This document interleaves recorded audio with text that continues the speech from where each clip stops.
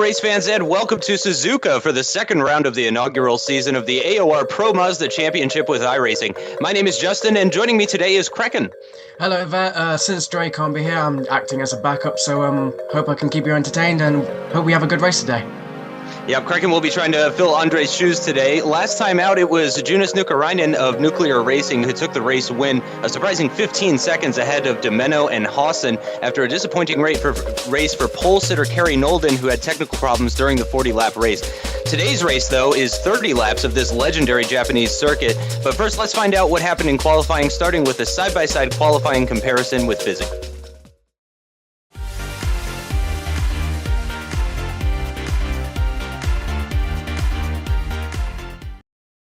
Here we go then for the qualifying comparison around Suzuka with the number 35 Kari Nolden and number 21 Riku Alatalo going head to head. Alatalo, the second of the Nuclear Racing drivers who is making his debut here at Suzuka, and Nolden, who obviously was up at the front at the first race until he had his issues.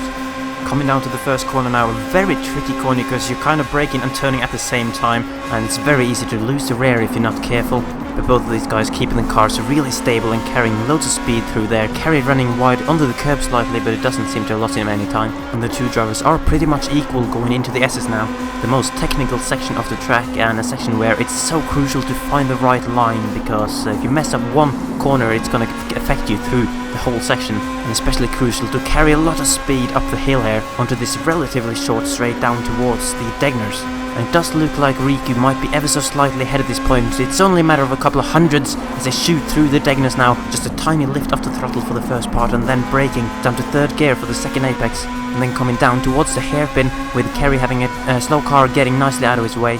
Braking hard now for the slowest corner on the circuit, second gear, taking a nice tight line before drifting wide on exit and getting on the throttle as early as possible. And at this point it does look like the two drivers are pretty much even still, with about half of the lap still remaining, and now going flat out through what is theoretically turn 12, coming towards Spoon Curve, which is also very tricky, slowing the car down while turning for the first apex, letting it drift out wide in the middle, then back to the apex and onto the throttle as early as possible. Absolutely vital to get a good run onto this massive straight. This is where certain other drivers might have gained an advantage if they were in the slipstream of another car throughout their qualifying lap, because you're going flat out for a long time here, and now through this legendary 130R corner, completely flat out in these cars. And still, you really can't separate these guys. It's going to be all down to the final chicane coming up now. Who is going to be bravest on the brakes? Both turning in nicely, but Kari's car getting unsettled by the curb ever so slightly, while Riku kept it nice and stable, taking a really wide line out of it as well, allowing him to carry more speed and take pole position with a 155.049, exactly a tenth and a half ahead of Kari, who will start the race in second. Very little separating these guys, and they're surely going to go at it again in the race. I've been Fizzy, now back to Justin to take you through the full qualifying results.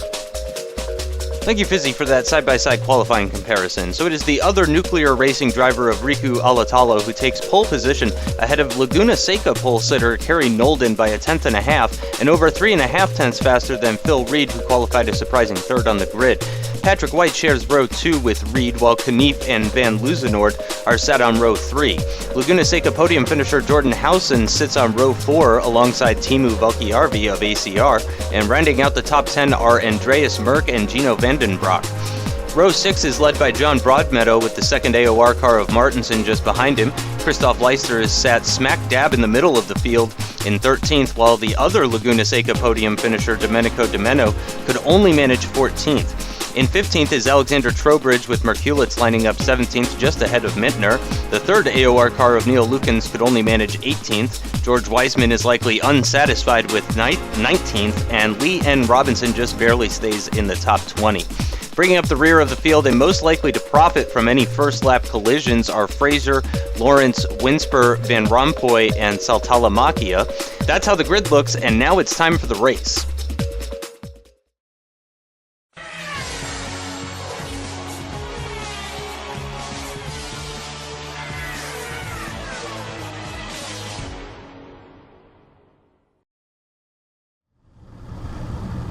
It's race time, and Riku Alatalo is sitting on pole with Kari Nolden sharing the front row with him.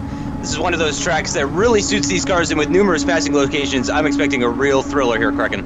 Yeah, it should be a great race as the race gets underway. Looks like everyone's got a clean start apart from Patrick White. He got bogged down again as we go into the first corner. Looks like everyone's getting by quite well. Yeah, up at the front, not too much going on for Riku there. Really didn't have to defend from Kerry. It looked like Kerry had to defend a little bit from the car behind him. I believe that is Phil Reed, if I'm not mistaken. And going through the S section of lap 1, very close right now, of course, as the race did just start. And we're taking a look at a few of the midfield runners here at the moment. And not too much action going on, not much side-by-side action going through the S section. Really don't expect too much of that. But we're going to be having a really nice overtaking location coming up here after the Degners at the hairpin, of course. One of Kamui Kobayashi's favorite overtaking locations, and maybe we'll be seeing some changing of position there. I swear I just saw an incident behind. I think we'll need a replay later on, but I think the first lap's all about trying to get into position, make sure you get those tyres warmed up before you decide to do any overtaking manoeuvres. On board with Hausen there as we go back on to Timu Vakiavi. Yep, yeah, as you said, Timu, there's a little bit of a gap forming between himself and Hausen up ahead as they're going into Spoon now, and this is where the cars are going to be affected a little bit by the dirty air, as it's a pretty high-speed corner as they're coming out of the corner onto the very long straight, very long run down towards 130R. Which personally, I'm really hoping we're going to get to see some overtakes at 130R, and with the nice long run down there, I'm really hoping we'll be seeing some slipstreaming that will allow people to go side by side into that very high-speed corner. Oh, definitely. I mean, you're getting such a tow out there. I mean, the chances for overtaking, not just at 130R, but at the chicane, I mean, it's the best place to get an overtake, and I suppose we're going to get a lot of action down there. And at the moment, Riku's still kind of running away with it. Kerry holding on to the back of him, though, doing a good job to hold on to the back of him. And is that still Hausen that's in third at the moment? No, that's Kunifi, I think it is. He's in third place. Okay, thank you very much. As we're starting lap 2 of this 30-lap race, you might be able to provide some very keen insight here. When do you think we'll start seeing the first of the pits? When are people going to start pitting in? Well, hopefully we'll start seeing them going into the pits around lap 19, but word from the pit lane is saying that there's going to be some very sporadic pit stops, so we don't know what's going to happen. I think Kanufi is actually going to try and do a 2-stop from what I've heard, but we'll see later on. I'm not too sure if that's the case. If he does, he'll be pitting in around lap 5 or 6. Gotcha. Okay, yeah, for a 2-stop, that would definitely make for a quick stop. Of course, he's running behind Phil Reed at the moment, and didn't really seem to be making any early progress on him, as we're going to cut back to that battle right now. And right now we're looking at Kerry, who is still running just behind Riku, doing a good job of hanging with him. As you see, this is the battle for first right now as it stands, with Riku in the lead still. Kanife in third with Phil Reed just behind him. Going through Spoon for the second time now. Phil Reed running a little bit wide there, but managing to keep it on the track, and I don't think he lost too much though. And it looks like the top 4 maybe are starting to break away. There's a little bit of a gap forming now. Yes, we're on the board. Well, we're watching a battle between 7th and 8th, Van den Broek and White. White's right up on the back of Brock. See what he can do down in the chicane. Not close enough, so I think he's going to have to wait until the straight to try and do an overtaking manoeuvre as we go back onto the leaders. They seem to be pulling out a little bit of a gap to Kanife, so they're starting to make a headway. Yep, for sure. And in between Kanife and Reed as well, you can really see there's a big gap starting to form back there between 5th and 6th as well. There's a really big gap starting to form back there as we're going to cut to that battle right now. And no, there's big contact. Yep, he's into the grass and he's rejoining, and that's Van den Broek. And just barely got in, and just got in front of number 62 there. Who's 62? Oh no, it's not 62, it's 182, it's Demena. I think there was actually contact. You could see smoke coming off the back of the wheels, and Brock's going very slowly. He's going very slowly. He might have damage on the suspension. He's definitely, looks like he's having some trouble there, and he's holding up. I mean, Demena's lost about 5 seconds or so to Patrick White, so that could really hurt the race, since the toe is so important. And yeah, he's definitely got damage. Brock's definitely got some damage. Can he make it back to the pits? Yep, that's the important question. Unfortunately, I think we're not far enough into this race. Oh no, and he's gone right off at the hairpin. There's contact with the barrier, and that's going to be some heavy damage to the front left of his car. Moving on board with Kerry now, still hanging on to the back of Riku. Really impressive stuff between these two guys. They started on the front row. They're really running away with the race now. We're only a couple laps in, of course, but already these guys look like they're going to be the ones to beat if anybody is going to try anything. Of course, strategy is going to come into play with a lot of these cars. You know, Riku could struggle in the pits with the pit stop. There's any number of things that could happen. Kerry closing up right under braking for the chicane there, getting very close. And Knief as well appears to have closed back in on Kerry. It doesn't, yeah, he is right on the back of him. Really doesn't seem to be much between them at all as we finish lap 3. And we're going to get a restart of the race here. There's the front row guys making it away pretty good. Oh, and somebody had a really terrible start. I think that might have been Patrick. Yeah, Patrick White. Really tough start there. Lost several positions. As we're going to see the shot from turn 1 of the start, and you could really see Riku just pulling away. Kerry moving over to the left-hand side, but he's got nothing to be worried about from Phil Reed behind. It looked like there was some contact just at the back of the field as we get this amazing shot from the air. They just see how they form up as we go into the S's. Everyone seems to be slotting into place and making sure they get round. Of course, you can just see that contact. They get a bit bunched up at the back, but apart from that, looks very clean. And yeah, no serious incidents so far. But oh, it does look like someone went onto the grass. It looks like that might have been Reed. It's very hard to tell, but hopefully we get a more detailed replay later on as we go on with White. He just didn't get started on time. He just didn't go on when the lights went on. Look at all the positions he loses. Yeah, he got caught napping for sure. He started in 4th, and now he's way down in 8th, I believe, and that's 9th now as the number 51 of Vandenbroek slips by at the inside of turn 1. So yeah, I believe Reed dropped 6 positions, 5 or 6 positions, something like that. And we're on board with Domeno here, starting way back, considering his podium position last time out in Laguna Seca. I'm sure he was a little disappointed about that.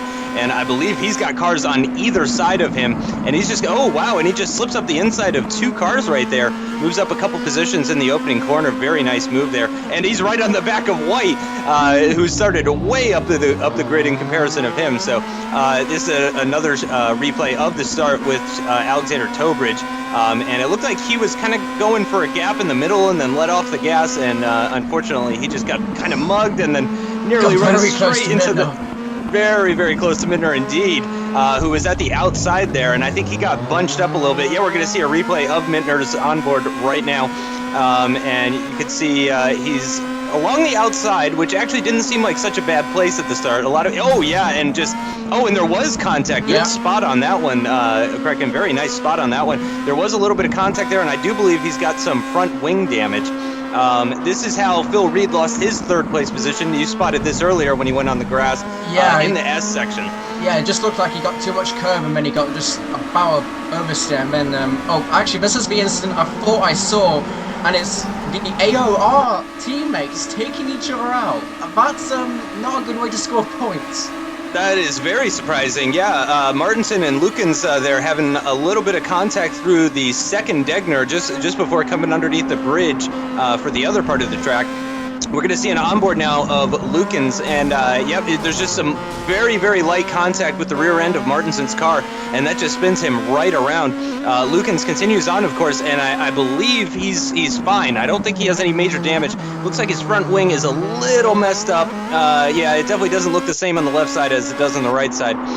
But obviously, Martinson being the one that comes out the worst here, as we're seeing Valky Yarvi just running right off the track at turn 1, turn 2. Yeah, I think that's why he dropped behind on Brock, White, and Domeno, and this is, of course, the incident at the start of lap 3.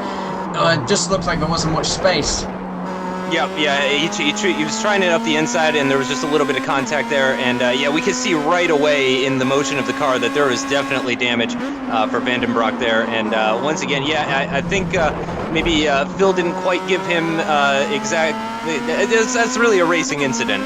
Phil maybe could have given a little bit more room. We're going to see it from Phil's angle here. Vandenbroek, I think he went a little bit deep. Yeah, he wasn't exactly hugging the inside either. So I would maybe call that a racing incident, but of course that sort of decision is up to the stewards. Definitely. As we go on, we're on lap 6 now. Replay took a while, and the battle for first is still going. They've definitely pulled away from 4th and 5th, and this is definitely shaping up to be a race-long battle. These two, Nolden and Alatalo, they were so close in the qualifying comparison. I mean, for most of the lap, they were basically in the same place on the track. It was pretty incredible to watch. Yeah, very close between the two of them, and also between Kadif. He's doing a great job hanging in there. Right now we're seeing the battle for 18th. That's Alexander Van Rompuy, and right now he is holding up. Is that Martinson? Is that Martinson? It is Martinson. Wow. So yeah, he is all the way down in 19th after his lap 1 incident with his teammate, and that's dropped him way back. And I imagine fantastic shot from the back end of the car there. You can see the exhaust even spitting out flames, and right now we're on board with with Kerry in 2nd place. We're looking back there at Knief, coming to the end of lap 6, and Nolden just sticking with Alatalo like glue. I mean, he really hasn't made any sort of overtake attempts. There hasn't been really any side-by-side action, but I'm wondering if that's all going to change right now. He's gotten a nice run into the chicane. He's got the inside line, and he's going to move up into 1st place position without any sort of drama. Very nice move to take the lead of the race at the end of lap 6 here. And there goes Kanufi, in fact. He's going into the pits. He is on a 2-stop. Or he just hasn't filled up after qualifying. That's some people can make that error. But I was going to say that I was guessing that they were going to wait until later on in the race before these overtaking actions, as Martinson tries to go past Van Rompuy, and he does go through 130R, takes the position. Yeah, inside line at 130R, very nice. Great job from Alexander as well. No contact, no drama. Very nice move from Martinson, and he can go ahead and turn his sights to the next car up the road. And it looks like that's going to be Fraser. Yeah, Fraser is the next car up the road. Yeah, number 17 there. That is Chris Fraser. And there's a pretty big gap ahead of him, though. So he might struggle. Martinson might struggle to climb through the field because of these gaps in the field where he's not going to be getting that slipstream. Yeah, I mean, the slipstream on this track is so vital if you want to stick in a group and stick with the leaders, because of just how much benefit you get from it. And even if he doesn't manage to get through to the high positions, it's still points, and these points do matter, at least for the teams. Team AOR trying desperately to keep up with Nuclear Racing, and how quick their 2 drivers are, even though the winner from last race, even though he's not in this race, it's still something.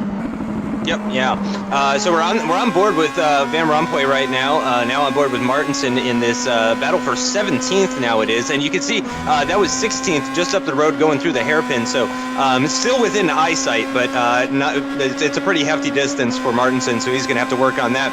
Right now we're on board with White, who's having a look at Phil Reed coming into 130R. He's got the inside line, much like Martinson did, but no, Phil Reed hangs it around the outside. That's going to put him under attack from Valkyarvi. Valkyarvi's got the outside line for the chicane, under braking now, and it looks like he's not going to be able to take it, but he might get a much better line through the chicane, which could set him up for a pass at turn 1 at the start of lap 9 here. And looks like no, he's gonna have to hang back. I don't think he's close enough in order to make that move at the moment, so he's gonna have to hang in the position he's in at as it stands.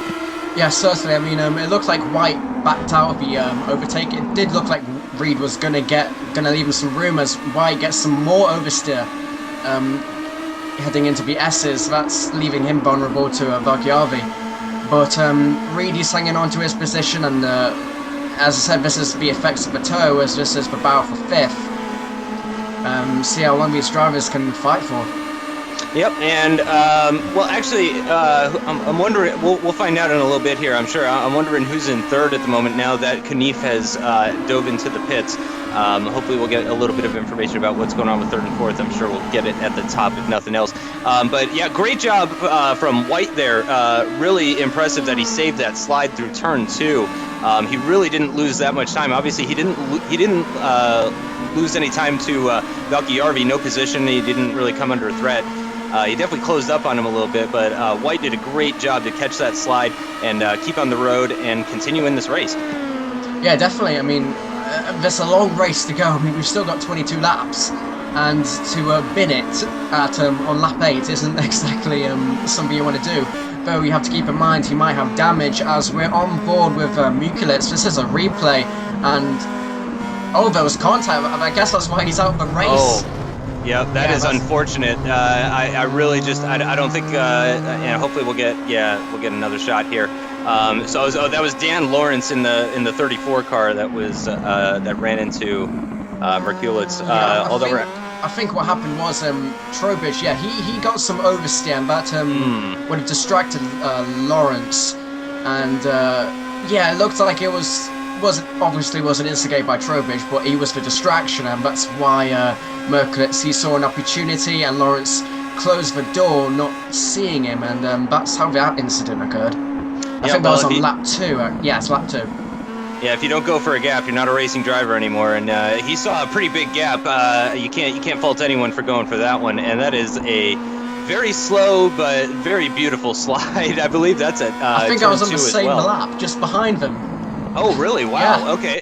Well, Mittner there does very well to avoid him. Looks like he's going to have to go off the track into the AstroTurf, and we're actually going to see it from Mittner's point of view. And yeah, he does go right off the track and comes around. And I wonder if he's going to lose any positions as a result of that. No, he gains a couple positions as a result of all that business going on up ahead. And this is Phil Reed's slide. Yeah, Phil was, in fact, he was in 4th, if we remember. And that's how he lost his 4th place. Well, that is very unfortunate for Phil Reed because he was having a fantastic race up to that point. So that is definitely unfortunate, aside from the start where he lost a position as well. But yeah, he was doing well. This is Fraser now, and oh man, and he's had an oversteer moment as well at the entrance to Spoon, and he's gonna have to wait. Yep, he's gonna have to wait. There's a couple cars coming, and there he can finally get moving there. And that is really unfortunate for Chris Fraser there. That's obviously not the best way to take Spoon. Japan might be popular for drifting, but it's certainly not the fastest way around that corner. No, it's not. And I'm getting word that this was on lap 7, so it was during the replays, and we get it, and we're just getting the images now. But oh, that was Martinson. Yeah, Martinson just barely avoiding that. So wow, he's having a bit of a rough race at the minute. Yeah. Well, Martinson, though, I'm sure is going to be very glad to have gained a position and to be out of Fraser's way there and not cause any sort of contact. But certainly, yeah, that would not have gained him any time. So this is the battle for 5th right now as it stands. We got White, Reed, Valkyarvi, Demeno, and March all in very close proximity here as we're very quickly approaching the 1/3 mark of this race. And White is still leading at the moment, ahead of Phil Reed and ahead of Valkyarvi. And they're going through the S's right now, so he can, surprisingly enough, this is probably the place where he can relax the most, but not Phil Reed, because he's coming under attack from Timu, and now Timu's coming under attack from Demeno. I think that was Demeno that was running in 8th there, and they're going through Dunlop Curve. Yep, and yeah, that is Demeno having a look at Valkyarvi, but no, he hangs on to that position. Certainly the outside of Dunlop Curve is not a normal overtaking location. Bit optimistic on his part. I think what happened was White got some oversteer. I think I did see his wheel twitch, and then that just backed up the train, and that's what nearly led to some collisions and overtakes. Yep, yeah, for sure. And now we're getting some blinking from Valkyarvi as well. That's going to add a little bit of extra spice to this 5-way battle for 5th place. And they're definitely going to be slowing down. They're going to be losing pace. They're going to be losing time to the cars ahead even more. As you mentioned before, I don't think Kerry and Riku are doing too much battling up at the front, and that's really just allowing them to extend that already impressive lead that they have. Yes, definitely, and I think it'll be good to mention for the non-iRacers out there, when a car blinks, it means it's having some latency issues, some internet issues. That's to try and cut down the risk of some impacts caused by lag, so that's why you occasionally see some cars blinking and disappearing off the screen, as Reed tries to do an overtake around the outside of White. He's not got enough speed, he's going to go and slip back into the slipstream, but he's looking on the inside now. Can he try and do an overtake or not? I'm not sure he's got the speed. I think he's got the inside line on him. Yep, and he does it with just enough. I mean, you got to have some pretty big balls to do something like that. But Phil Reed has done it. He's taken that 5th place position off of White, and yeah, here we are after the 1/3 mark, where we got 20 laps remaining still in this race. And he has taken that 5th place position. So, and this is right around the time where the pit stops are going to start playing a major factor. Because if White or Reed is even just a few tenths slow in their pit stop, they could lose potentially 3-4 positions just as a result of a relatively slow pit stop. Even just 1 second in the pits extra could mean the difference of a lot of points for these guys. Definitely, and what's worse about the pit stops is you're losing out on the toe if you go in just by yourself, and as White, it was almost like a dive bomb almost, but he's got past Reed, but no, Reed's actually sticking to it, and Reed has stayed ahead of White, even despite that overtake attempt. Yeah, White tried it around the outside, and now Reed's having to go defensive into Spoon. If White goes around the outside at Spoon, and he does, I was going to say that would be an amazing move, and that was in fact an amazing move. It's not every day that you see somebody go around the outside of a car at Spoon Curve, which is a double apex left-hander, very tricky, high-speed corner as well, 2nd, 3rd gear, something like that. It's certainly not a chicane or anything. So that is very impressive stuff from White here, who is showing just how badly he wants that 5th place position. Well, we're getting incredibly bunched up. Hopefully there's no contact or anything. No. Oh, not yet. No, nothing. No contact, but they're definitely getting really close. I mean, hopefully they don't collide at any point, but this battle seems like it's going to keep on going until at least the start of the pit stops. But as I was trying to say, I mean, if you go into the pits, you're going to lose a toe. As Reed tries to go around on the outside, he's still there. Does he? Oh, he's still trying. And there's someone out there. I don't know who that is, but he's now got him to the mix, and he's backing off. Is that Knief? I'm not too sure. He's already pitted. Oh, it's Luzenord. It's Luzenord. I think Luzenord was who was running in 3rd place, if I'm not mistaken. Yes, he was running in 3rd position, and hopefully we'll get a replay of what exactly happened to him. Yeah, we could see in the ticker up at the top, Martin van Luzenord was running in 3rd place ahead of Housen, and unfortunately he has had some sort of incident, and that has dropped him at the back of this group. That's going to put him into 9th position. Just behind Merck, just behind Andreas Merck, I do believe. Yes, I mean, if that's Housen going up the hill now, I mean, it must have just been a slide for him to lose all those positions and get into that mess, but that's not a good thing to do. I mean, Housen's now all scot-free, and if Van Loosen wants to try and get back into, well, he can't, because he's still behind Beast5, and of course he's gonna have to try and then contend with them with the toe as White runs wide. Yeah, White running a little bit wide at the exit of Spoon there, obviously trying to get as much speed. It's more important for White than anybody else to carry as much speed as he can onto this back straight going into 130R. Car's very bunched up now, and yeah, as you said, that's going to be very difficult. Luzenord is... oh wow, and there's definitely been some contact there between Valky Jarvi and Demeno, and you can see Valky Jarvi's got damage to his rear wing. The right side of his rear wing is just all bent up, and he's going to lose all these positions. He got 3 wide on the straight.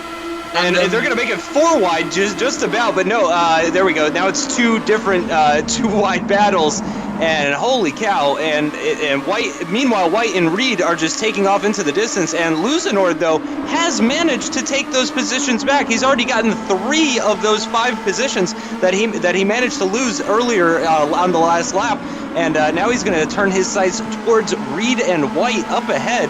and he is just charging right back through the field. Obviously, he is fired up about that mistake, and he is anxious to make up his positions. Definitely, and just to mention on Valkyarvi, that's the second race in a row now, but he's had rear wing damage, and it's just... Oh, is that White? That's White. Yep, White. He's gone off the track, and Luzinord gains another position. That's 4 positions in the space of about a lap.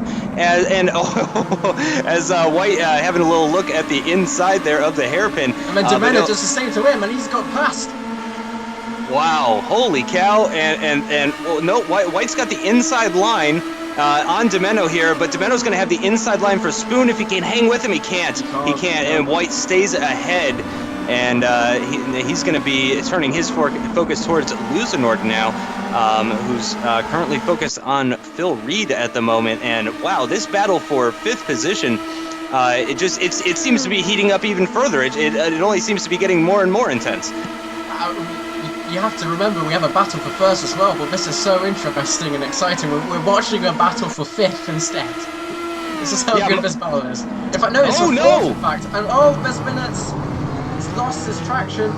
That was White, I believe, and I think he went into... It was White and Domenico. Yeah, White and Domenico. I believe you're right about that. Yeah, I think that was White and Domenico. Merck is going to come out ahead on this one, actually. He's going to move up a few positions. He's running just behind Valkyarvi, as I believe it was Domenico that dove into the pits there.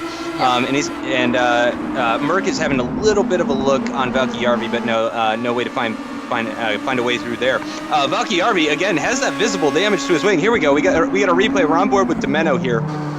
Oh, this is what earlier on when Domenico made the contact, and I don't think he just backed off enough, and that's what gave Valkyarvi the damage. And this is just an amazing slow-mo of these 5 battling. This is before Luzinord got involved after his spin. This is when they went in 2x2, basically, with White ahead of Reed. And yeah, I think Valkyarvi had the racing line on that one, so I think he was just kind of an innocent victim in all of that. I think Domenico just got a little bit too close, obviously not intentionally, but as we get another slow-mo replay of them going 3 wide down the straight with Merck just behind, nearly went 4 wide into turn 1, right by the pit exit. And Merck is oh my, I'm not even sure who that is. I think that's Valkyarvi. Had a look at the inside of Spoon, but he's playing it cautious, which I was going to mention earlier. Merck, for a lot of that battle, was just kind of hanging back, and I think he was expecting exactly what happened, where people started getting oversteer, they started sliding, they started hitting each other. Here's another person that has benefited from all that, and that is John Broadmeadow, who has closed up on this battle and is likely to gain an advantage on the cars that already pit and the ones that have damage. I think White and also Domenico, I think he's going to get an advantage on both of them. And if he plays his cards right, Broadmeadow might have a shot at both of these positions here from Merck and Valkyarvi. Yes, of course. I mean, he's still got a whole race to go. And White hasn't pitted. He's still recovering from the loss of traction there into the chicane. But definitely expecting a lot more drivers to pit soon. Just Merck's done it though. Merck went around the outside at turn 1. Yeah, right on Valkyarvi. Very drama-free incident there. Both drivers giving each other lots of room, lots of respect. And he's just gone right around the outside of Valkyarvi into turns 1 and 2. And yeah, like you said, White's just kind of hanging back now. I think he maybe lost a little bit of confidence in the car, which is huge, obviously. The more confident you are in the car, the more you can push it, the faster your lap times will be. Just everything about it is better, and I do believe that he's lost a little bit of confidence. Here's that battle for the lead now, though. Now that things have settled down ever so slightly in that battle for... Actually, I do believe that's now the battle for 4th is what it was on account of Luzinord spinning. But we're back on board with this battle for the lead. Nolden's still hanging on to the lead, actually. And I'm wondering, personally, if this is tactics from Alatalo. I have seen him race before in other series. He's a very strong driver, very fast, very, very intelligent driver. So it's very possible that he's just hanging back and waiting for a chance to pounce, possibly in the pit stop phase. Riku might be holding back, waiting for Carey to pit, and then he's going to put in some purple laps, purple sector times, and maybe try and get him out of his slipstream. Definitely, and we move back on to the battle for fourth, or at least what's left of it, and Valkyarby is struggling to keep right behind with that damaged rear wing. White's going to try and do an overtake on the inside, and he does so. I think Valkyarby just backed off there because he's having so much trouble keeping the drivers behind, especially with a damaged rear wing. He's having to rely on Matteau as he goes into the pits himself. Yep, he's going to go into the pits, and he's gonna get fuel. I imagine he's going to get tires as well. This is a very tough track on tires here, so I imagine he's going to be taking fuel, tires, and hopefully a repair to his rear wing to restore that confidence that he's lost in the car. Valkyarby still definitely in contention for that 4th place position, 5th place position. Reed did kind of break away from the rest of that field once it started getting a little bit messy. So it's possible that Reed might have that 4th place position solidly in hand at this point. But that remains to be seen, as we've still got half the race left. We're on lap 16 right now, 15 laps completed, 15 laps to go. And it's still all to play for here, as I do believe Alatalo has kind of disappeared, and he has returned. There we go. And I'm sure that's going to be a little concerning for Nolden, running in 1st position at the moment. You know, 2 guys that don't live too far. They're certainly not on the other side of the world. But yeah, that's going to be a little bit concerning, although they seem to be fine for the most part. Oh, definitely. I mean, it's just how the servers are sometimes. I mean, we've had some internet issues by the looks of things up and down the track, but nothing which has led to any incidents. So hopefully this doesn't damage anything during the race. But still got half a race to go, as the 2 drivers are about to start lap 17. And I suppose Tyler's going to just wait, as you say. He's going to wait until the pit stops.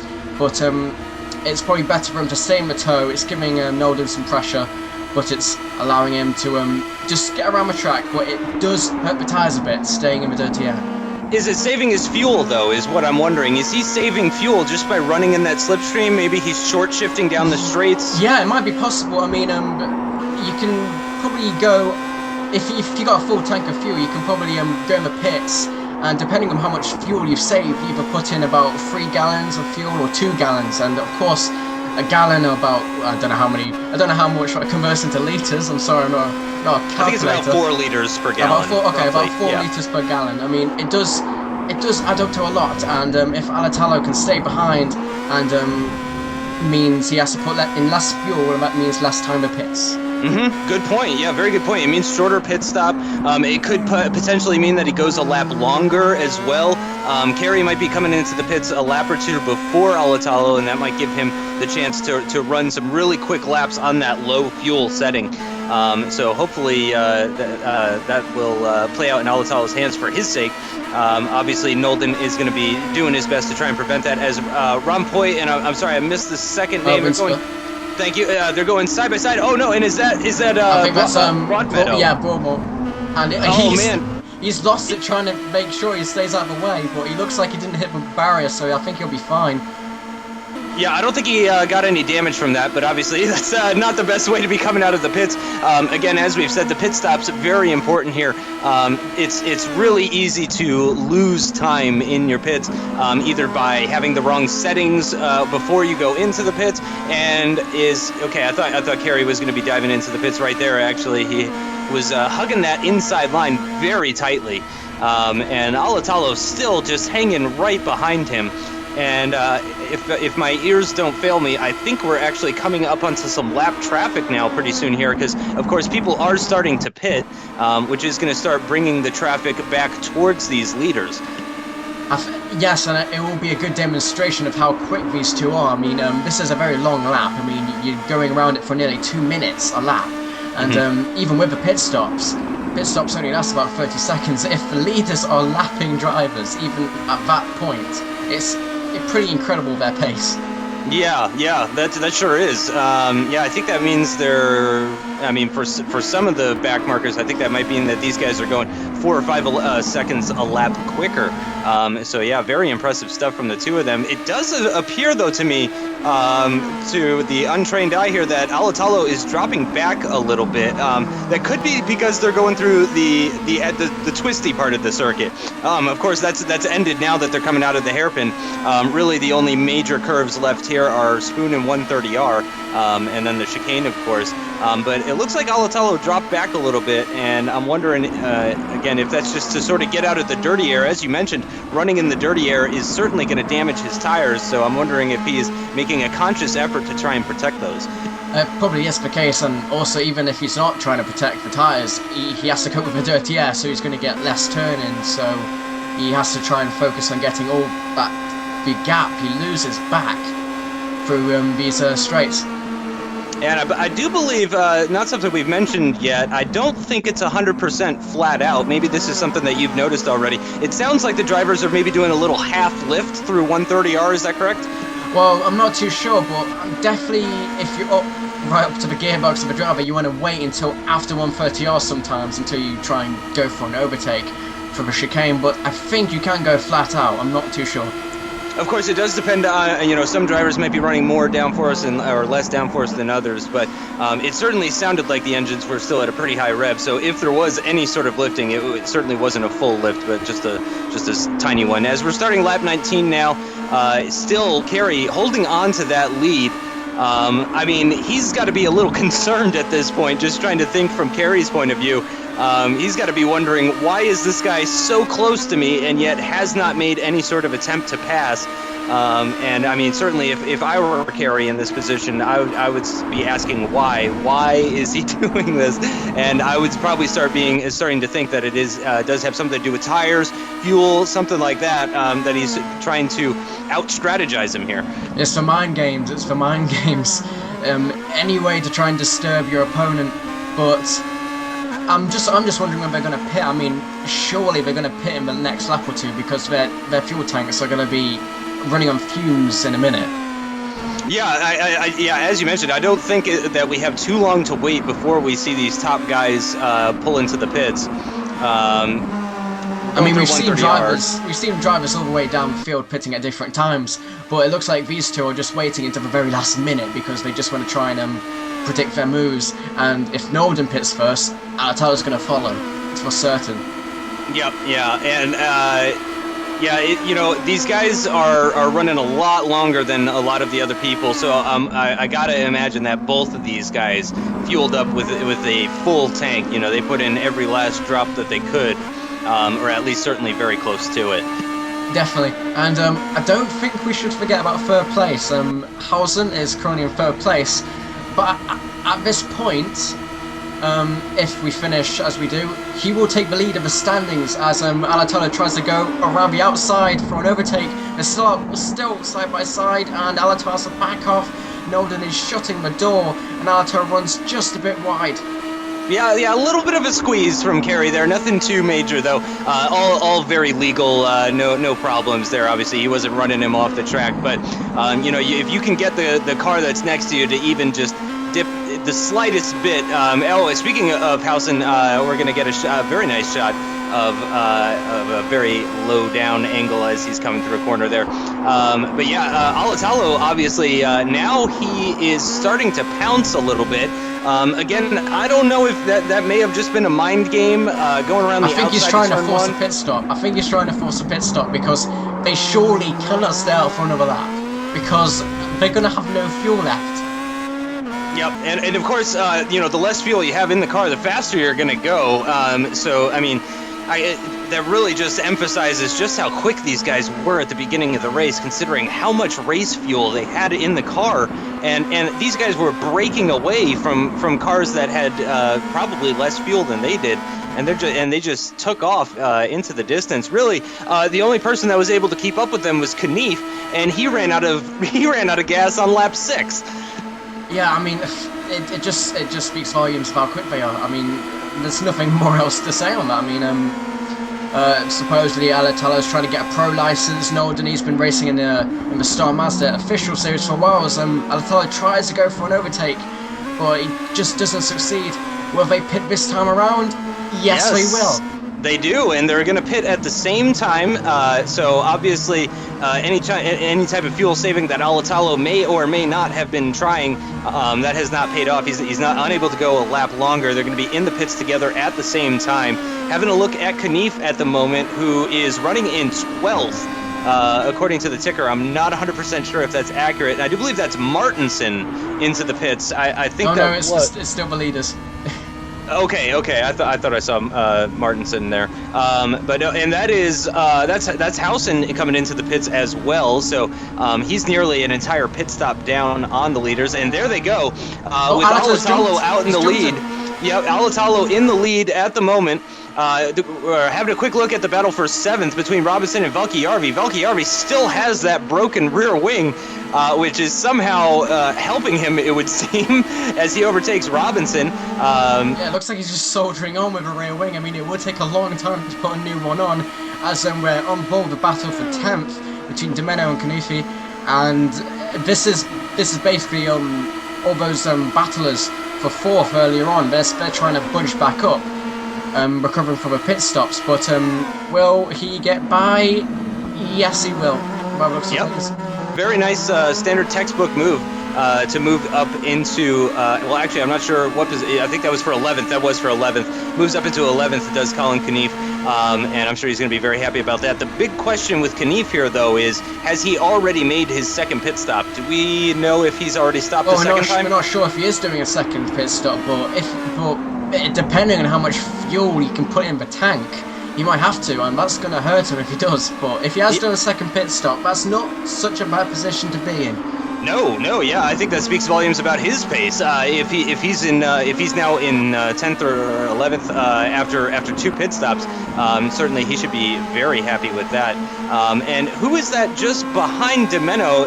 I believe that's Leister just behind him in 12th.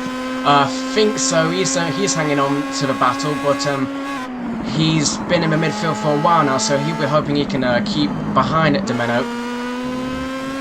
Yep, and it looks as if Knif is pulling out a little bit. So yeah, he might be stopping again. Oh no, and he's got oversteer. Oh, and Domeno does very well to get out of the way there. Very quick reaction times from Domeno there, who darts to the outside of the hairpin and gets out of the way and takes that position back crucially. And I do believe Leister probably would have gained a position from that as well. So Leister getting very close to the top 10 there, and if Knif pits again, I believe that's going to put Leister into the top 10. We're back on board with Valkyarvi at the moment, and is that White? Yeah, that is White, I believe. That Valkyarvi is right on the back of as we come to the end of lap 22 here. It looks like they're all bunching up again, so this could be very interesting in the end. I believe that's Merck right behind Valkyarvi again. Yep, it sure is Merck right like behind Valkyarvi. Yeah, exactly. Everybody's getting back together just for old time's sake. Coming down the pitch straight now, White is going to defend to the inside. Valkyarvi takes to the outside. It wouldn't be the first time we've seen somebody overtake at the outside of turn 1, but no, White is very confident into the corner there. I really think that rear wing is hurting his straight line speed, because the second he got out of the toe, he lost speed because of that rear wing, and usually you keep a constant speed even if you go out the toe, but he's losing speed, so that rear wing, it is hurting him. Yeah, unsurprising. I mean, you can see just how messed up the thing looks. So yeah, it's certainly not going to be helping. Honestly, when I saw the damage to his rear wing, I thought for sure that he was going to have to pit for repairs on that one, have the boys get out a hammer and just kind of knock it back into place. But no, he has not. He's carried on, and maybe take the rear wing off Brock's car and just put on Valkyarvi's. There you go. But yeah, he's hanging in there. I mean, it's really impressive. You got to say that Valkyarvi has managed this much of the race with that problem that he's got at the rear of his car. It's very impressive. Well, it just shows his talent, doesn't it? He's doing a very good job. I mean, to finish, wherever he finishes, as long as he finishes about top 8, I mean, with a damaged rear wing, that's a great job. And of course, it's getting Avid Chronic Racing some good points, and with Trowbridge somewhere down the order, and Brock also up the race. The points are very well needed. I mean, they're one of the few 3-car teams, and if they don't finish at least 3rd behind Team AOR and Nuclear Racing, it's going to be a bit of an embarrassment, to be honest. Yeah, for sure. I mean, they're not making it easy on these guys at all. Avicronic Racing for sure. You know, the AOR boys, Nuclear Racing. Even though we don't have Jonas Nukarainen in the race today, obviously we've got Riku, who. I mean, I'm really excited to see those guys race each other. It's going to be interesting once we get a race with the two of them. But yeah, you know, the ACR team doing their best, and Valky Arvi doing a fantastic job to try and maximize his points. He's got we got about 7 laps still remaining in this race. He is very close to white, and he doesn't. You know, I was kind of expecting that Merck was going to close up to the back of these two a little bit more than he has been. As we cut to the leaders now, and here's Alatalo, and he has not made any progress as far as Nolden is concerned, and I'm sure that's not what he was hoping for in the pit stop phase. He definitely jumped him, obviously he gained the position, but now he's got to be looking in his mirrors for the rest of the race. Definitely, I mean, you've got this is gonna last until the end of the race, but I think at this point, there's no holding back. They're going to try and take the position. As you can see, Nolden, he's going to try and overtake him on the outside, and he can't. Nope, yeah, Riku holds on to that position. Very, very nice move there. Defends the inside line for that chicane. Very difficult to go around the outside of that corner. You really have to have an edge over the car that's at the inside under braking to just kind of get the nose of your car in and say, I'm taking the inside line for this next corner, and there's nothing you can do about it. But no, Riku defended that very well, keeping Carey back for the meantime anyway. Now there's 7 laps remaining. I do apologize. There was 8 as of last lap, but now 7 laps remaining. Still holding on to that. Housen as well, still holding on to his 3rd place position, which he seems to love so much after finishing 3rd at Laguna Seca. Phil Reed still holding on to 4th place at the moment. As we mentioned earlier in the race, Phil seemed to break away from the rest of this battling pack that was going on in the midfield, and he's in a very comfortable 4th position from what we can tell at this point. Yes, it certainly does look like he has the pace to stay ahead. It was just his error going into turn 1, which dropped him back, of course, into that main pack. And even when he got ahead of him, he had to cope with him home toe. So hopefully he can stick him in position. Well, kind of hopefully. I mean, for us it wouldn't be as exciting, but for him it'll be a good thing, because that's some points guaranteed. And just to go back to what we were talking about earlier, Kunif has indeed pitted twice. He had pit twice as of our conversation, so where he was running around in 10th, 11th, 12th, that is his legitimate position after 2 pit stops. So Kunif, I think, should be another one of those people that's very happy. Obviously, maybe he didn't choose the best strategy for today's race, but clearly he's got some nice pace. Oh, definitely. I mean, well, I would start talking about it, but it looks like Nolden's trying to do another overtake on the outside. Can he do it? And he's done it. Yep. He's done it. He got the edge there. He got that nose in there, just like I was talking about. He got that nose in there. He said, no, I'm taking the inside line as we turn left here. And he forced Alatalo to the outside, takes that lead. Looks like Alatalo, though, has had a better exit coming out of the chicane combined with the slipstream. That's going to give him a nice run coming down towards turn 1. And Alatalo dives out and goes around the outside, taking the almost just about the normal racing line as he just swerved off to the left-hand side there. That was really fantastic stuff from Riku there, really showing his skills.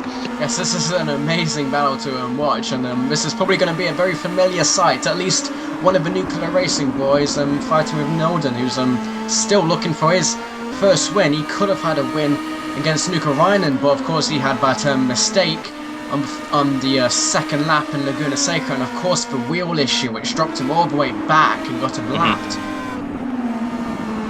Yeah, that was an unfortunate one for sure. I can only imagine the frustration, and the frustration of something like that. You know, it might not really truly rear its ugly head until later in the season, when, you know, he finds himself just a couple of points behind the championship leader. He's going to be pretty upset about what happened in Laguna Seca. He's going to be remembering that race specifically, not this one here. To be fair, you do have a drop week, so it might not be an issue unless he has another race with some sort of bad luck, or he just doesn't get the result.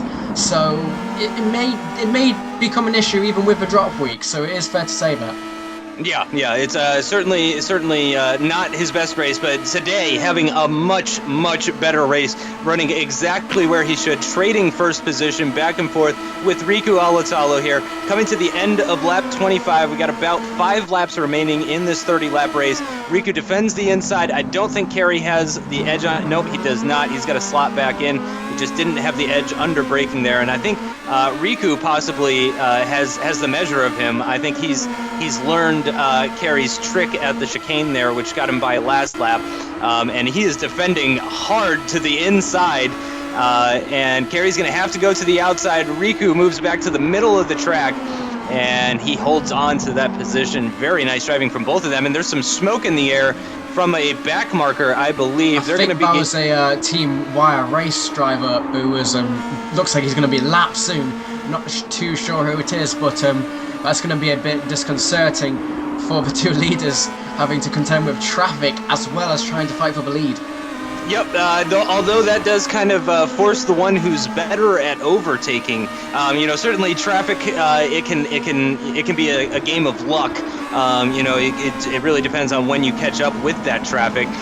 For instance, coming up here at the hairpin, if this back marker pulls wide, he'll be able to let both of them through relatively easily, but it doesn't look like he has done that. He has not. So now Riku's actually going to be losing out a little bit as a result of the dirty air. Although this corner is just about flat out, so I think he is actually getting a toe as we come into Spoon here. So yeah, it's a little bit of a game of luck, but also it challenges the drivers to use their overtaking skills when they're navigating the back markers. Plus, it just doesn't help when you have another car ahead of you who's a lap down. You don't know what they're going to do because, as we said last week, you have to remember blue flags and iRacing are only advisory. I mean, it's all about sportsmanship, letting them by, and as the driver does, they're getting Alatalo trying to get a toe as much as possible for as long as he can. But that's not going to stop Norden from trying to do another overtake, but he's just not close enough. Yep, just too far back. I think Alatalo did get a little bit of a speed boost there from, that was George Weissman, who's clearly not having a great race. Weissman was one of the hot topics that we were talking about in Laguna Seca. He had a pretty good race, if I remember correctly, or at least for a part of it. Oh no, and there's been contact between Riku and Kerry going into turn 1, and Kerry has spun off the track, and he is stationary.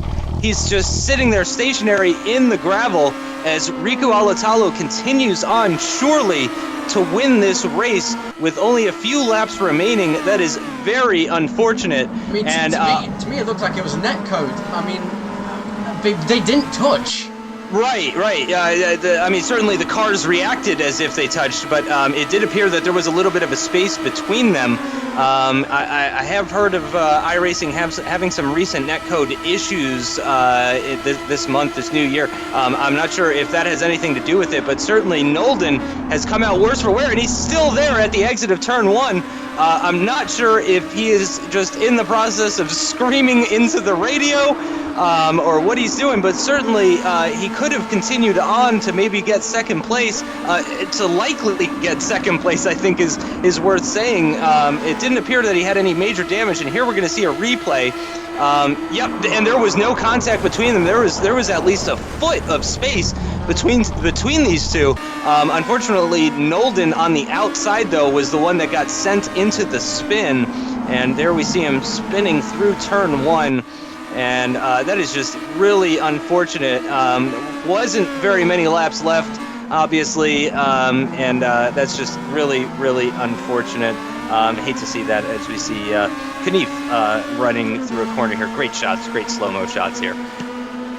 Yes, I mean, you just got to wonder when is Nolden's luck going to pick up, because that's the second time something has happened which has stopped him from potentially winning a race. I mean, he could have max points at the minute, but his luck is stopping him.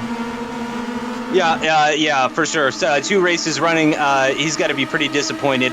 Hopefully we will get some sort of information regarding why his car didn't move after he spun off into the gravel.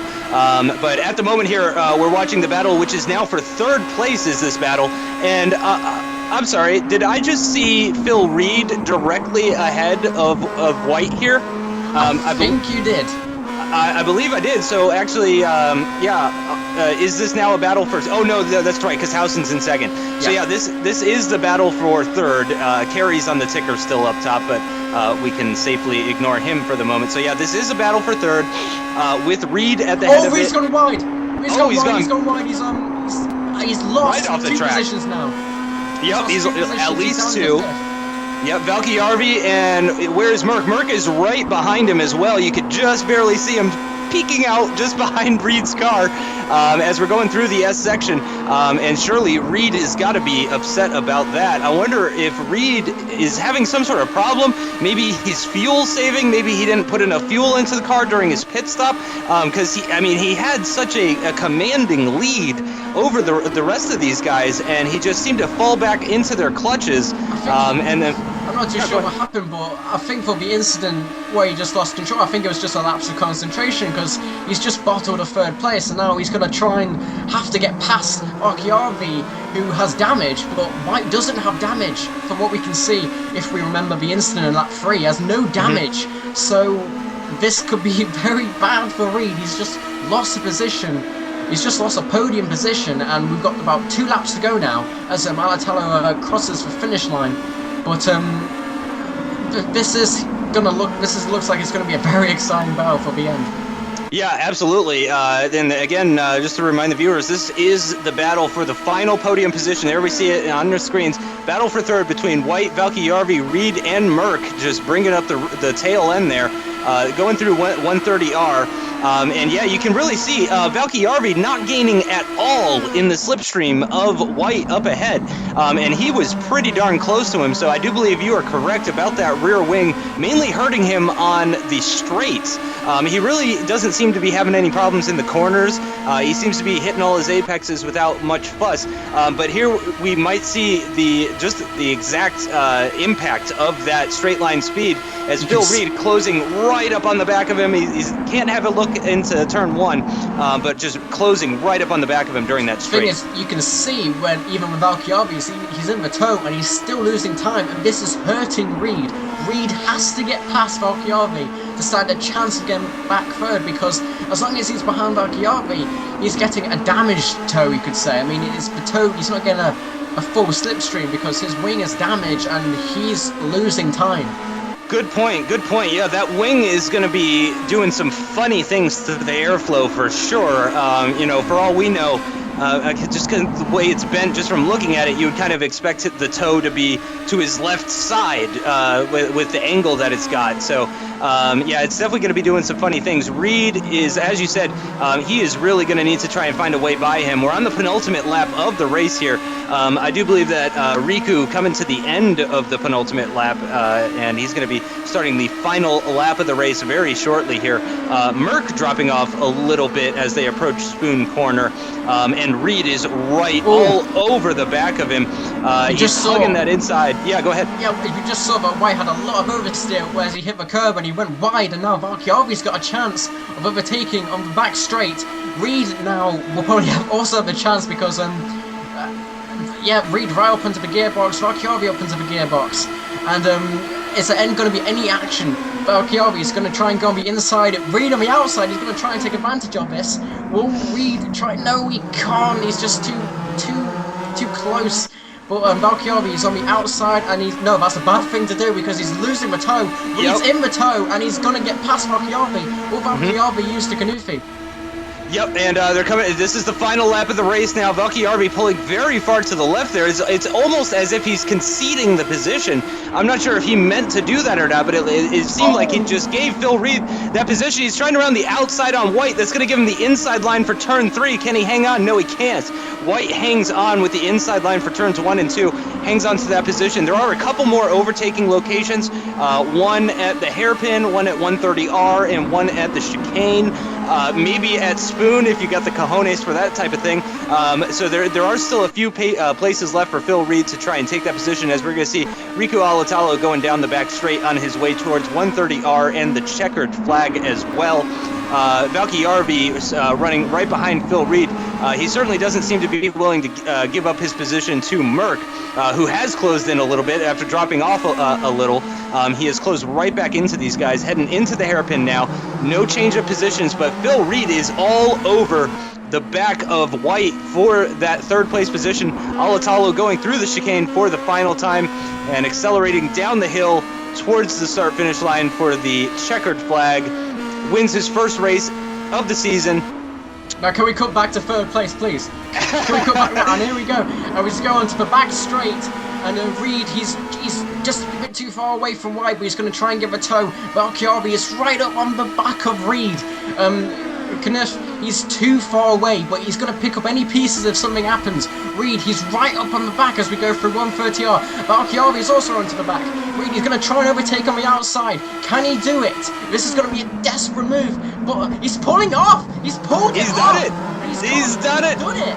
Yeah, and here comes Valkyarvi to pick up the pieces as well. He's going to try it around the outside of White through the final corner, but his straight line speed just not helping him, and he does not get the position. He comes home in 5th place. Patrick White in 4th, with Reed taking that 3rd place position, and Merck, unfortunately, he was not able to pick up any scraps, and he finishes in the 6th place position. I believe that was. What a battle to the end there for Reed, White, Merck, Valkyarvi. Wonderful battling. Unbelievable that nobody touched right at the end here. As we're seeing, I believe this is Mittner coming under attack from Martinson. This is for 11th place, and it looks like Mittner is going to hold on. No, he's gone very deep there. He's going to struggle to put the power down. Here comes Martinson. He's right. The start-finish line is right there. No, he is unable to get by him. Martinson with a nice recovery drive, I believe from 18th after dropping down, claws all the way back up into 12th place position. And there's Housen, I'm sure, very happy with his 2nd place finish. By the way, after I did get word that Carey's incident did cause race-ending suspension damage to his car, which is why we did not see him leaving the circuit after that incident. And here we're going to get a wonderful replay on board with Reed, I believe this is, if I'm not mistaken. Yep, yeah, Reed going to the outside. Beautiful move. Dips a wheel in the AstroTurf at the exit of that first right-hander, but manages to hang on to it as we get this nice low-down shot through the chicane here of Reed taking that inside line and the podium position along with it. Fantastic job. Recovery of the season? I know it's only race 2, but recovery of the season? Yeah, very possibly. I mean, great stuff from everybody, really, there. Again, Riku Alatalo comes home in 1st place, finishing with a time of 58 minutes, 36 seconds, .663, with Housen an astonishing 22 seconds behind. Obviously, the only major the real contender for first besides Riku was Kerry Nolden, who had that suspension damage. Phil Reed gets a 3rd place finish, a podium finish for him. I'm sure he's going to be very happy about that. With Patrick White just behind in 4th. Obviously, he could have been in that 3rd place spot, but also potentially he could have dropped down to 6th. So I'm sure he's going to be relatively happy about finishing ahead of Timu and Merck as well, who got those 5th and 6th place positions. Again, as we mentioned, Martinson with a very nice recovery drive finished in 12th, just a 10th of a second behind Mittner. Very close between those two guys. 13 cars finishing on the lead lap. Kerry Nolden did actually get some points there. He was 3 laps down, but he was qualified at the end of the race, so he does bring home some points. Good point. Yeah, I do see that. He got the fastest lap of the race as well, gets him a bonus point, so I'm sure he's going to be very happy about that. Van Rompuy, Lukens, Broadmeadow. Oh, Broadmeadow DNF'd. I wonder if that was the incident that happened as he was coming out of the pit lane. That would certainly, and Luzenord, of course, DNF as well, and Van den Broek as well. Merkulitz, Saltalamacchia, all DNFing. Very difficult race here. Obviously, very challenging circuit. Very punishing on both the cars and the drivers. But it's amazing the battling that we got to see today. Yeah, it was incredible. I mean, Bateau, you could really see that Bateau made such a difference. I mean, without it, I don't think the drivers would be as close as they were. But that's not to discredit them at all. I mean, it was some fantastic driving out there. And we're moving on to the Drivers' Championship. And as I said earlier, Housen does take the lead of the standings overall. thanks to where he finished in second place. Reed now takes second place, just a point ahead of Domeno in third. White is in fourth now with Nukarainen in fifth because he didn't turn up to this race. Alatalo tied in fifth. Mittner is seventh. Falchiavi jumps up to eighth. Leicester in ninth. And Wiseman in 10th despite a poor result today.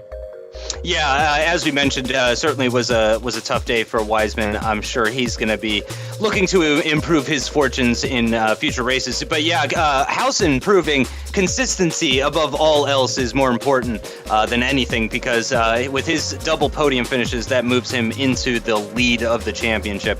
Martinson currently tied with Baxter for 11th place with 19 points.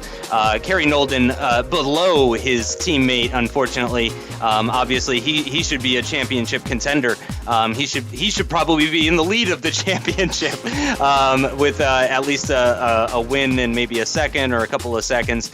So certainly he's going to be upset about being down in 13th behind his teammate.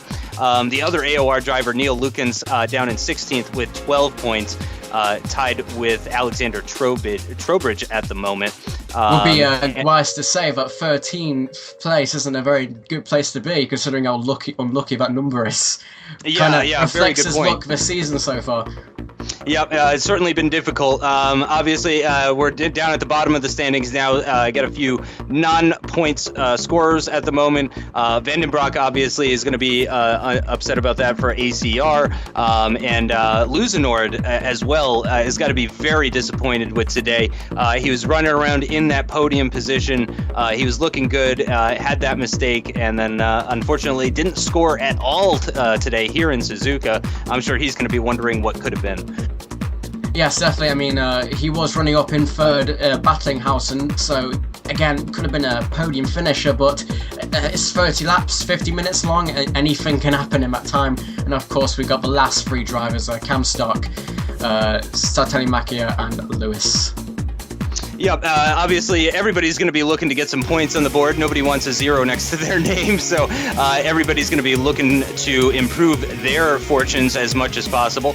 Here's how the Teams Championship is shaping up at the moment, with Nuclear Racing in first, despite them only having one driver running in each of the races, because their drivers won the races and scored 31 points each. That puts them at 62 points to AOR's 47 points. Obviously, that would look very different right now had Kerry won the race instead of Riku. We'd be looking at a pretty significant difference right now. ACR, though, hanging on, not looking too bad, only 10 points behind AOR. Obviously, they had a little bit of a difficult race today, but they'll be looking to improve their fortunes and maybe take that second place spot. Actually, Crekkan, why don't you go ahead and take us through the Independence Championship? Yes, the Independence Championship, and Hausen also leading that. If this keeps up, he might take a double whammy at the end of the season, and that'll be pretty incredible to start off the first ever season of Pro Mazda. But Domeno, he's in second, but tied with Reed, who's technically in third, White fourth, Mittner fifth, Leicester sixth, Merck, who was first race today, seventh, Kanufi, he could have been higher up, but he's in eighth for the minute, Van Rompuy in ninth, Lawrence 10th, and I'm sure we got a few more drivers to go through. But Hausen dominating the championships, apart from the team championships at the minute. Merkulitz in 11th, after that DNF, he doesn't score any points today. Liam Robson, his first race, he scores 12 points, very respectable. And Winsborough as well, his first race, 11 points. And of course we have Evans, Lewis, Broadmeadow and Van Luzenord, who could have been on the podium, scoring nothing so far. Yep, still got 9 races left to go and one drop week? Yeah, one drop week. One drop week, so yeah, obviously anybody that struggled today here in Suzuka is going to be counting their lucky stars that this is going to be their worst race of the season and it'll get dropped off of their points tally anyway, and looking to improve their fortunes here at Road Atlanta, headed off to America for the next race. Interesting track, very bumpy, some good passing locations though at the end of the straight there. Start-finish straight going into turn 1, that's for the brave people. But the back straight, we're going to be seeing a lot of exciting stuff. It's going to be 44 laps, and it should be really exciting. Maybe Suzuka's a little bit more legendary, but I think Road Atlanta is going to put on a good show. Definitely, and I think that is it for us. Yep, yeah, thanks for joining me, Crekkan. Thanks to Fizzy, of course, for all of his hard work and for your hard work, Crekkan. That's going to do it for this episode. We will see you guys next time at Road Atlanta.